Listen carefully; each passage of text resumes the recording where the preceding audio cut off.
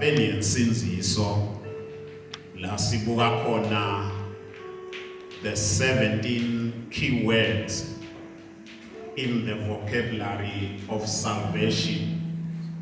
Magama lang 17 lela khona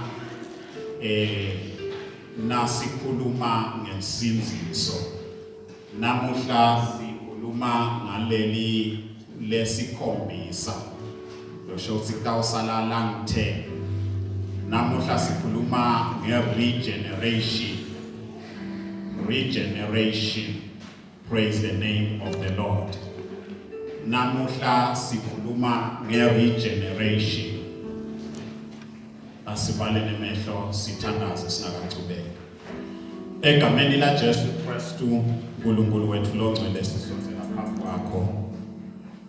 Nakulesikhathi sekufundwa nokwabiwa kwelifa lakho. Siyathandaza Nkosi. We present before you ticono tethu, tinhliziyo tethu. UNkulunkulu wethu longcwele. Siyatithumba, sitithumbela ekulaleleni nasekuveni ilifa lakho. UNkulunkulu wethu longcwele, khuluma ngelifa lakho. Ukhulume Nkosi nami. Lakho ligama lithunyiswe libajadwe. In the wonderful name of Jesus Christ, amen. Praise the name of Jesus. So namuhla sikhuluma ngendzaba ye-regeneration. Leli gama la regeneration noma ngithi ligama leliconzile ngeSiswati. Kodwa sitawulinga nokulichaza ukuthi lisho ukuthini. Sitawukhona lokul-understanda kahle.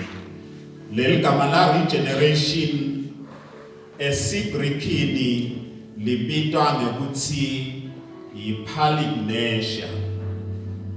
Yipalignesia. Now leli gama leli lakhiwa ngemagama lamabili kuleli gama lesiGreek. Kulengcenye yekucala ithi palim. Then le yesibili bese kuba ngulo genesia. Nangabe usheshe ubamba uyabona ukuthi lina genesis now. So lengcenye yesibili lethi genesia ina Genesis noma ine ndzaba yekucala. Now sitayikhuluma ukuthi ahlangana njani lamagama bese asebenza njani kwakha noma kusiniketa lokuconco we-regeneration. Mavesi lengicela ukuthi sibase inkulumo yethu singaqala ngaTitus. Sifunze lo Titus sahluko 3 verse number 5. Lalamanye sidabuye siwafunza. Wasesinzisa hayi ngoba besende imisebenzi yekulunga kodwa ngeshawu sakhe. Wasesinzisa wasigeza ngekusidala kabusha nangekusenda busha ngamoya longcwele. Praise the name of the Lord. Lithi manje he saved us not because of works done by us in righteousness, but according to his own mercy by the washing. Mfuna sinake lapho. Nalithi manje wasisinzisa hayi ngekwemsebenzi yethu kodwa ngekwemusa wakhe. Sekuchaza kwelensinziso ukuthi yendeka kanjani. Lelami utasifundzela nabethu. Lelami ngelithi lensinziso yendeka by washing of regeneration and renewal of the Holy Spirit. Kunemagama lamabili. By washing of regeneration. Bese sekuba na renewal of the Holy Spirit. Washing of regeneration and renewal of the Holy Spirit. Lesiswathi sithini sona? Wasisinzisa wasigeza ngekusitala kabusha. Wasisinzisa wasigeza ngekusenta njani? Ngekusitala kabusha. That is indzaba ye regeneration. Lokutalwa kabusha ngule regeneration. Ngale siGreek ngule palingenesia. Wasisinzisa ngekusitala kabusha nangekusenta njani? Nangekusenta busha ngamoya longcwele. Wasitala kabusha wabuya wasenta kabusha. Praise the name of the Lord. Bazalwane, nasikhuluma indzaba yensinziso, sikhuluma indzaba number 1 yekutalwa kabusha. Number 2, nasikhuluma indzaba yensinziso, sikhuluma indzaba yekwentiwa. Two things letimcoka. Kutalwa kwesibili bese sikwentiwa njani? So yendiwa. And kokubili lokutalwa utalwa kabusha. Nalo kwentiwa wentiwe kabusha. Now ayikho insinziso noma insinziso ayikapheleli nangabe umuntu angakatalwa kabusha. Insinziso ayikapheleli nangabe umuntu angakavumeli wentiwa kabusha. Angeke utende usinziso wena. You have nothing lenga qualifier nalenga fanela insinziso longayenda. But insinziso yethu ita ngekutalwa kabusha, phindze ite ngekwentiwa kabusha. Nikhona bazalwane. Now kuneni ke lebekungafisa ukuthi sikhulume ngako, sisakhuluma nge-regeneration. But sikhathi sethu ngeke sisivumele. Bekungafuna sichaze, sitayichaza kafishane. Bese sibuka ukuthi yini le concept lengqikithi ye-regeneration ithini, inature yayo ithini, sidzingeko salokutalwa sentiwe kabusha siyini, ifaka tiphi tingoni netihlangothi le regeneration, umphumela wale regeneration uyini, futhi ke ubese sibona ngani. Because umuntu lotalwe kabusha, umuntu lowentiwe kabusha, kubese banema effects. Nikhona bazalwane. Angeke utalwe kabusha kube bede ma effects. Kunetintfo lesitawutibona letikhomba lokwekuthi lona ke sewutelwe kabusha, lona ke sewentiwe kabusha. Tiyini leto tintfo leto sitawutibuka. Now, nasikhuluma indzaba ye-regeneration yekutalwa nekwentiwa kabusha bazalwane.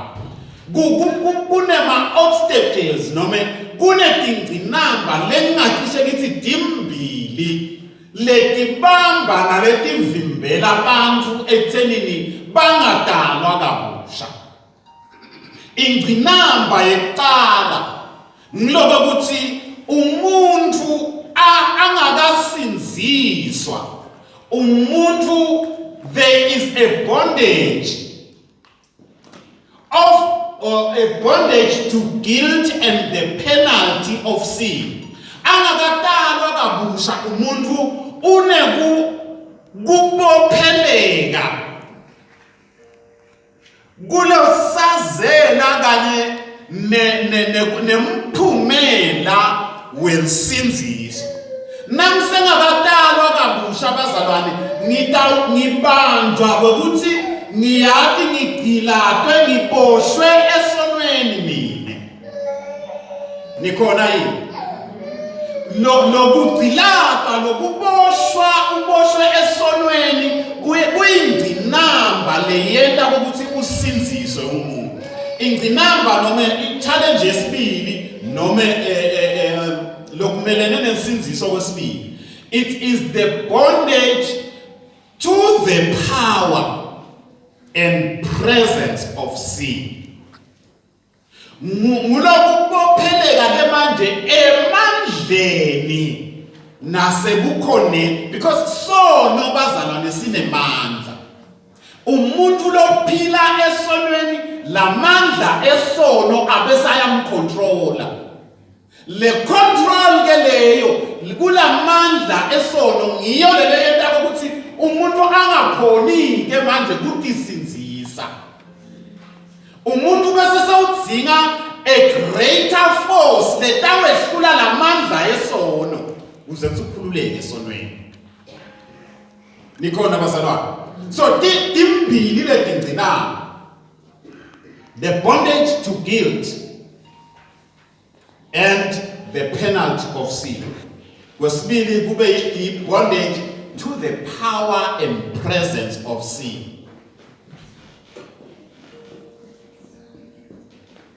Now, nasikhuluma nge-regeneration ke ngalokutalwa nekwentiwa. Ngifuna sobambe bomabili lamagama ukuthi when we talk of regeneration sikhuluma ngekutalwa nekwentiwa kabusha.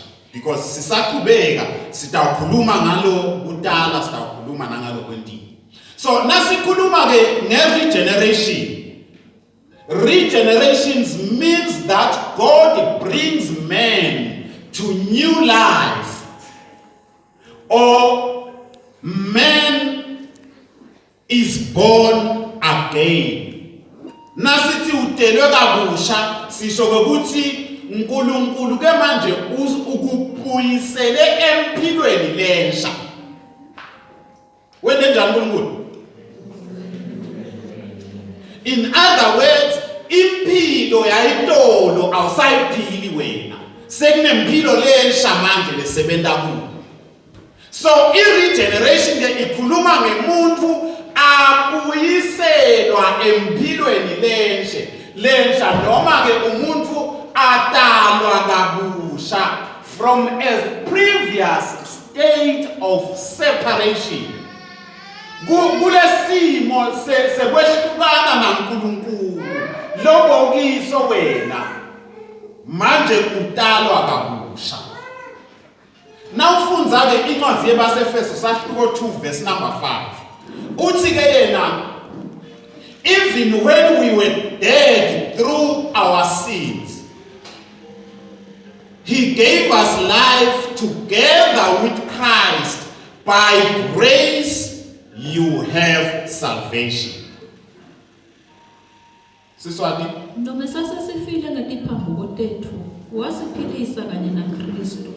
Nisinziswe ngemusa waNkulunkulu. Nisinziswe ngemusa waNkulunkulu. Indzaba yensinziso bazalwane incike emseni waNkulunkulu.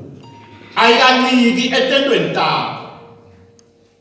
Lithi ke manje thine besingilabafile etiphambi kwentetho. But ekufeni kwethu uNkulunkulu wasiniketa kuphila kanye naKristu. So our life incike kuKristu. Usinikete kuphila kanye naKristu.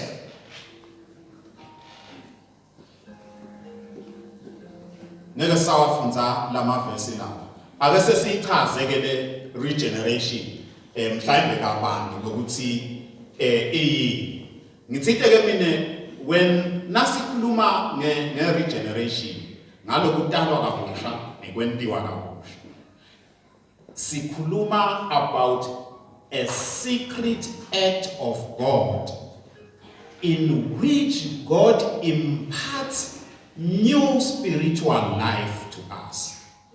Nasikhuluma ngekutalwa kabusha bazalwane, sikhuluma ngesento saNkulunkulu lekasenta singasiboni, lekakwenta ekusithekeni. Lesento saNkulunkulu sikhuluma noma siphathelene nekwekuthi uNkulunkulu usiniketa, uhlanyela impilo lensha yakomoya.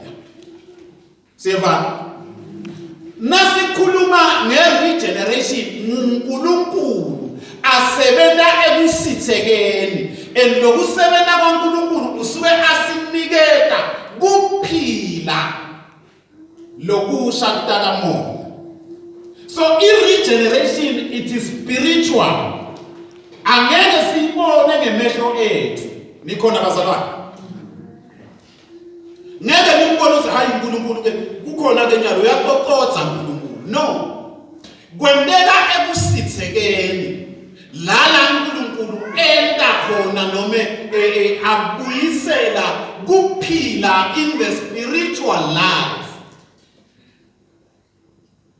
Now, nasikhuluma ke nge-regeneration, kunemagama lasihlanu lasebenza kuchaza lokutalwa kabusha nekwendiwa kabusha. Siyeva emagama lamangaka lasihlanu lalina kuchaza what happens in the process of regeneration. Number 1 bese silishilo lecala. Lecala sithe manje ngibani kodwa ngeSigreek sethu? Yeah, sikhuluma Greek phela manje. Lekucala nguphalin genesia. Palin genesia. And sithi angithi sithe manje kuhlanganisela amagama lamabili. Lo palin. Nasikhuluma ngalo palin sikhuluma na again. And lo genesia, it means to begin.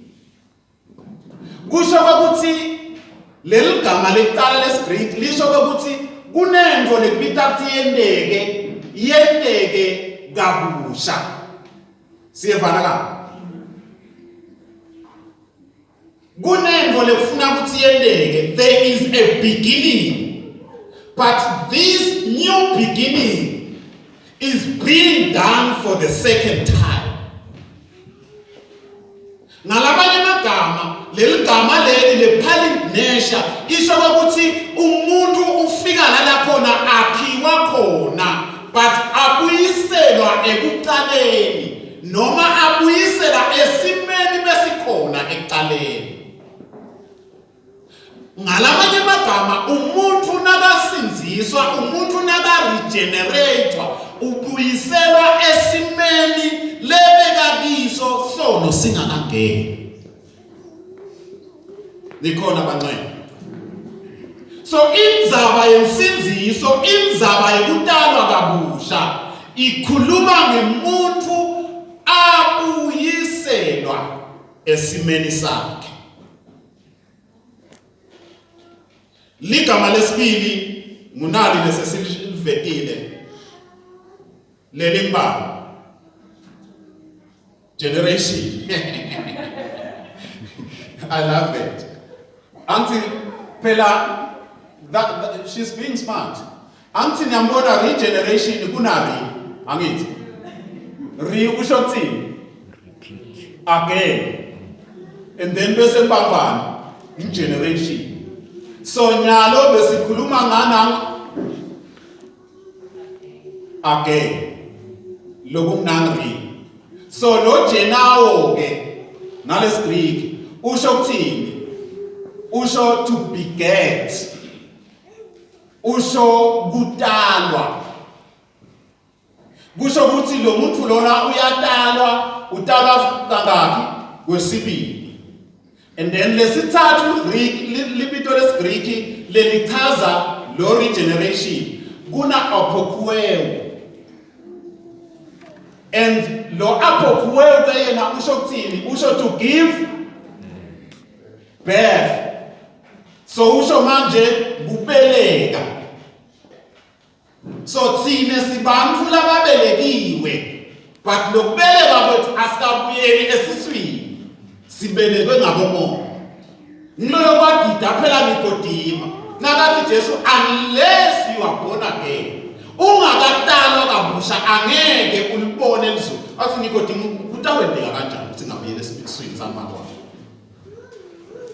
Kwabita ukuthi bese uyayichaza Jesu ukuthi lele ngikhuluma ngalo mina. Awunawugijima ubuyele esiswini samakho. But udawutalwa kabusha.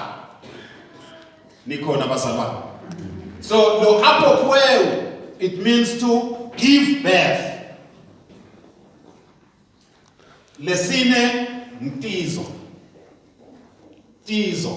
And tizo ke usho upronounce ungazuthi lo K akekho. Kuvele bengtizo. Lo tizo ke means to create.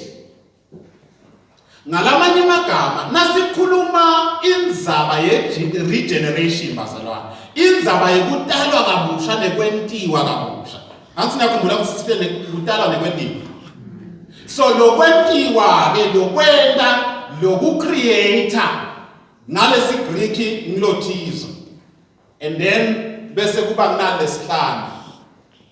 Lapha nje wena ungatihluphi ngesiGreek wena bala ukuthi nasikhuluma ngekutalwa kabusha nekwentiwa kabusha sikhuluma ngekuthi kwenteka kwesibili sikhuluma ngekuthi uyatholakala sikhuluma ngekuthi uyatalwa sikhuluma ngekuthi uyentiwa and then kwesihlanu sizupholewa leli lona lisho to quicken to make alive lisho kwekuthi wentiwa ube nophila.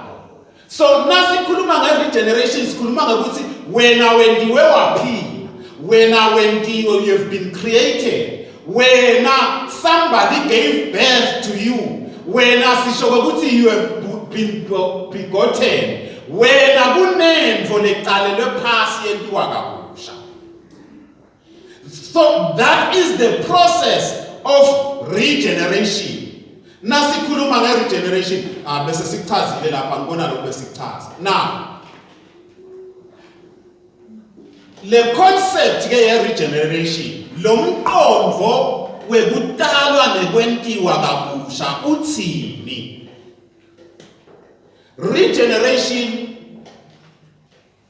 nawuya mhlawumbe kunaba babo biology naba babo science i-regeneration ngelulwimi le-science likhuluma about a natural process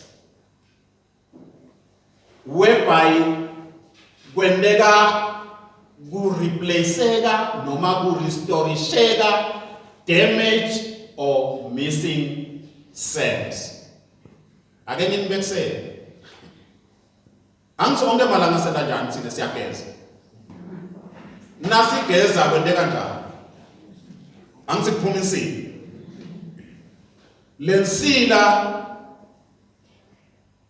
isitshela kuthini isitshela ukuthi kunema tissues noma ema cells lese angasadzingeki la mtimbeni seva but sithi nasesiwasusile lo mtimba wakheke ngalendlela ukuthi lese kungasadzingeki kuphilisheke off seva lese kungasadzingeki kucacabuke angisikuyendeka nithi nina nitshintshe ama seasons angithi nabashintshe ama seasons labanye sikhumba siyacacabuka siyabuda ngalesikhathi sibuda lesikhumba sisho ukuthi asisadzingeki la mtimbeni but lo mtimba wakhiwe ngalendlela ukuthi lo ngasadzingeki kusuke kwakheke lokusha kune replacement kune kurestorisheka kwema cells langadzingeki kwema tissues langadzingeki and even organs langasadzingeki. Lokhu kwenteka etilwaneni kwenteka nasetihlahleni lendzaba ye-restoration noma ye-regeneration. Dead cells, they get off and new cells they regenerate. Lo shothi kwakheka kuyareplaceka. Now lokusho ukuthi ke lo mqondo we-regeneration usho ukuthi umuntu naye uyareplacewa noma umuntu ubuyiselwa letinto letalahleka kumuntu tenda njani tiyabuyiselwa ku-regeneration. Lalela ngikutshele mina wena angeke ukhone kuphila impilo lengcwele kungakendeki le process of regeneration. Niyangiva bazalwane Imihla nemalanga utawufuna wena kwenta tintfo letinhle kuphila impilo lengcwele but ungayikhoni unless uvumela kwenteke letintfo letisihlanu lesikhulume ngato leti. Unless uyavumeka kwakheke, uyavumeka utaleke, uyavumela ukuthi kwentiwe impilo, kufakwe impilo kuwe. Uyavumela sitakhuluma la ukuthi lempilo ifakwa kanjani kuwe. Uyavumela ukuthi kutaleke tintfo kabusha. Because ekusinzisweni kuba netintfo lekufanele kutendeke kabusha. Nikona bazalwane. Praise the name of the Lord. So that is the concept of regeneration. Kubuyise. Nziteke lapha imihla nemalanga labo science bahlala bafunza.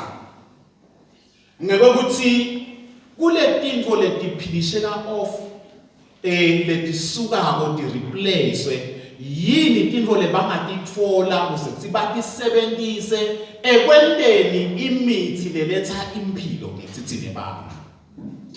Umsebenzi wabo umlokucwaninga bacwaninga lo lokwenteka in the process of regeneration.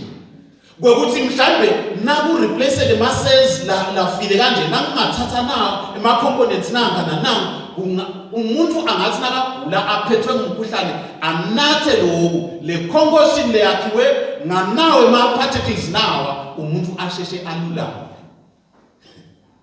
Sevana ka umsebenzi wabo ko society kuze ukuthi bakhone kwelapha kugula lokuthide bastadisha na indzaba ye regeneration. Bese bayabuka ukuthi nasikuthethe lokhu sakufaka emntwini ngeke yini kube likhambi leletha ukugula ngathi kuphila lokuthide empilweni yethu. Now the concept again kufuna sisakhuluma ngayo sitibute lo mbuto ukuthi ngubani ke lekenda le regeneration yentiwa lokutaleka kabusha kwentiwa ngubani lokwakhiwa kabusha kwentiwa ngubani. Now ufundza ke incwadi ya Titus la sifunze khona sahluko 3 verse number 5 kuna nawo magama lathi by the washing of regeneration and renewal of the Holy Spirit. In other words, Holy Spirit must be involved. Moya longcwele kupita lokuthi asebente kuze kuthi umuntu akheke kabusha. Nikona bazalwane. Ngiko ngiyamkhalela umuntu leka despise the work of the Holy Spirit. Because wa despise umsebenzi wa moya longcwele. Emele usuke ubukela phansi kwayo nesinziso yakho. Because there is no salvation ngaphandle ukuthi umoya longcwele akuconvict ngesono. Moya longcwele akwehlulele ngesono. So the Holy Spirit is involved. He's the person responsible kwekuthi umuntu akheke kabusha adalwe kabusha. Now kwesibili ke ngithinte kokucala system yalongcwele but kwesibili the whole Trinity uNkulunkulu loticu tinzathu uba involved. Kanjani ngithinte manje the Trinity iletha isinziso ngale ndlela yokuthi babe lo uNkulunkulu nguye leka lanza noma akhetha umuntu bese invodzana Jesu ucobolwayo kube nguye leka sihlengako ngengati yakhe moya longcwele ke yena bese banguye leka sehlulelako bese futhi he convicts and regenerates us. Actually, it's three things. Number one, uyehlulela. Nguye lo wenda ukuthi ufike la uphenduka khona because uyakutshela moya longcwele ukuthi kusono lo. Nikona bazalwane. Ngibani lositshela ukuthi kusono lo? Moya longcwele hayi bazalwane. Thina sesingamane sifakaze lokushiwo umoya longcwele. But ngetulo wekubuta abazalwane ukuthi kusono yilo moya longcwele nakasebenza empilweni yakho. Nguye who convicts people about sin. Number 2, moya longcwele nguye lo bese uba involved kulokwakheka kabusha kwakho. Number 3, moya longcwele nguye lo bese soyakuhlanganisa na Jesu. So he unites us. Nikhona bazalwane. Sebentu wa moya longcwele. He unites us with Christ. Ngicela sifunze incwadi yabaseFesu sahluko 1 verse number 3. Sigijime sifunze incwadi yaJohn sahluko 6. Sifunze khona 63 na kuya 65. Akabonga uNkulunkulu ongiyise wenkosi yethu Jesu Kristu, ngoba usibusise kuKristu ngato tonke tibusiso tamoya wasezulwini. Lalela. Tibusiso tonke tamoya. Tibusiso tonke tasezulwini. Uthi manje Paula akabonga uNkulunkulu lo sibusisile. We are blessed with every spiritual gift. Nikhona bazalwane. So every spiritual gift, sonke sipho sibusiso sakomoya siniketwe thina ngesethu. John 6:63 kuya 65. Lokunika impilo umoya, inyama ayinamsebenzi.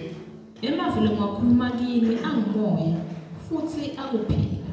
Lalela. Lokunika impilo angisithe ku regeneration kunamzana kunekukhinisha to life. It brings life. Uthi ke manje Jesu lapha ngoba uJesu lokhuluma. Uthi manje lokuniketa impilo yini? Umoya. So the Spirit of God gives life. When you receive the Spirit of God in your life, ngiyopela ngaleni namba wababuta Jesu. iBhayibheli lithi asabakutile wase uyabaphefumulela umoya. He blew moya wokuphila kimi. Because kuze umuntu aphile impilo udzinga ukuthi moya waNkulunkulu usebenze. Praise the name of the Lord. Number 3, nasisakhuluma ngale concept noma lo mthombo we-regeneration.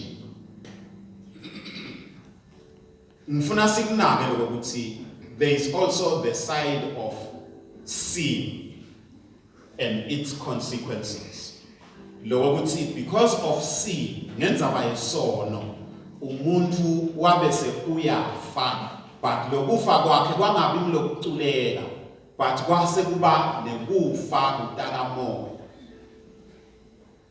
So umuntu akufana nakadla sono Adam akaculekanga wafa, but lelinga phakathi lakhe moya wakhe nguye lekafa.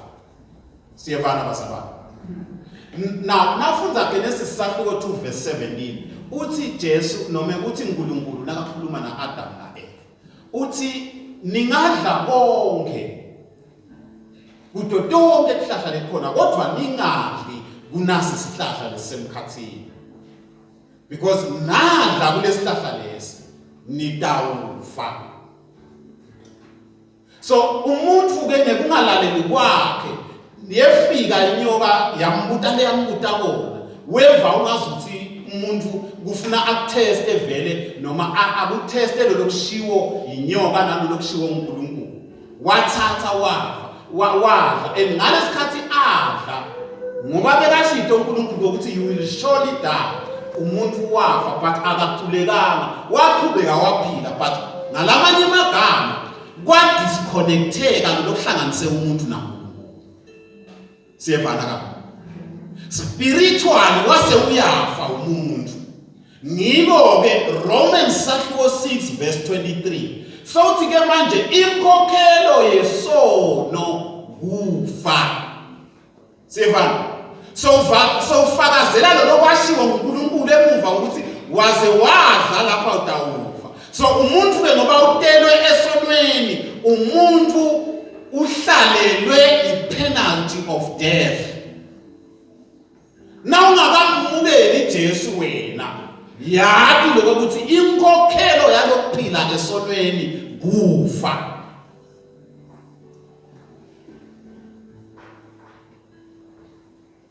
Nase uyakho basefesu ke safika 2 verse number 1. Ngicela sikufundze basefesu safika 2 verse number 1. Inkokhelo yesono kufa. Ningadli la ngoba nadla nitawufa nekufa.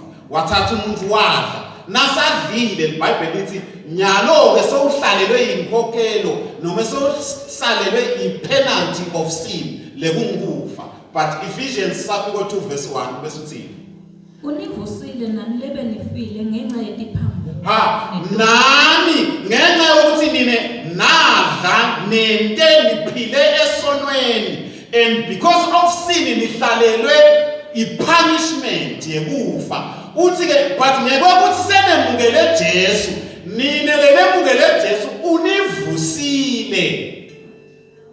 You have been resurrected. You have been given life. You have been regenerated. Mthathelele. Nine benifile ngetiphambeko tenu. Univusile lebe nifile ngenxa yetiphambuko netono tenu. Univusile nine lebe nifile ngenxa yetono netiphambeko tenu. Bazalwane, when we receive, nasithatha semukela Jesu, kufuna semukele the process of regeneration, lokuvuswa kwethu. Sentiwe kabusha, tintfo tayitolo akendlule. Nikhona mosibazalwane. That is regeneration. Now, mhlambe sesigcina. Asigcine nganayo ingozi. Base Korinte bekuqala sahluko 2 verse number 14. Now ngifuna sibambeke lo because lokhu ngilolo kwenta ukuthi labanye benu bastruggle kangaka ngekuunderstanda tintfo takamoya, spiritual things. 1 Corinthians sahluko 2 verse number 14. Umuntu wemvelo akakwamukeli lokwamoya ngobe kubulimi kuye, futhi angeke akufe ngobe kuphenyisiswa ngamoya. Sure. Ya julile ke manje. Umuntu wemvelo, because there is a natural person. Nikhona bazalwane. Nawutalwa uyatala utale ngokwemvelo. Nawutalwa udalelwa esonweni. Now lo muntu ke wemvelo, lo muntu wesono, lithi ke manje iBhayibheli lo muntu wemvelo angeke akhone kutamukela tintfo takamoya. Leni angakhoni kutamukela tintfo taNkulunkulu noma tintfo takamoya because le tintfo takamoya tibulima kuye, at the end isense kuye. Kuze utawufika lapho na tintfo takamoya tenda isense khona kuwe, you need to be born again. You need to be regenerated. Talwa kabusha.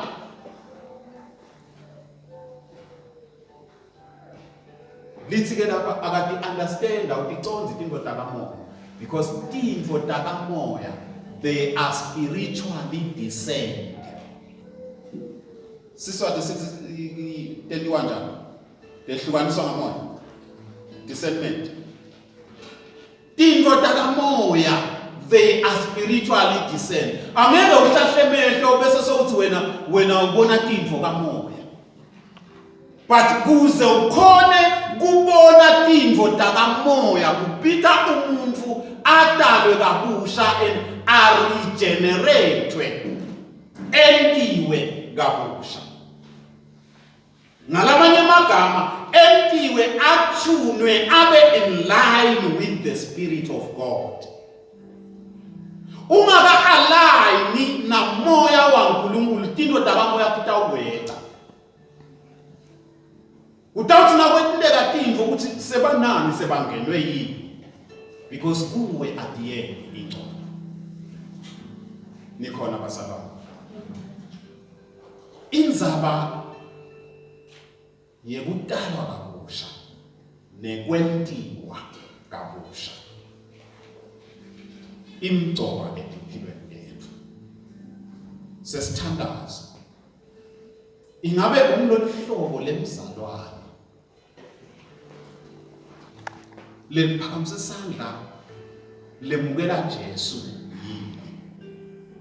Ingabe usithethe yini isinyathelo lesichubekela phambili uthi sowutelwe kabusha bese uyakuvumela kwentiwa kabusha? Elalelani basababa, lokwentiwa akusiyo, it's a very painful exercise at times, because nakwakhiwa lo muntu kupita kube netintfo letimlahlekelayo umuntu, tintfo le itolo bekatisebentisa timsebentele, but nyalo sekupita ukuthi tiphilisheke off and new cells abe formed. Kupita utiyekele kuze kuthi kungene kwakheke lokusha manje. And kwakheka kwalo lokusha kusethenini, do you allow, uyavumela imoya longcwele waNkulunkulu ende umsebenzi?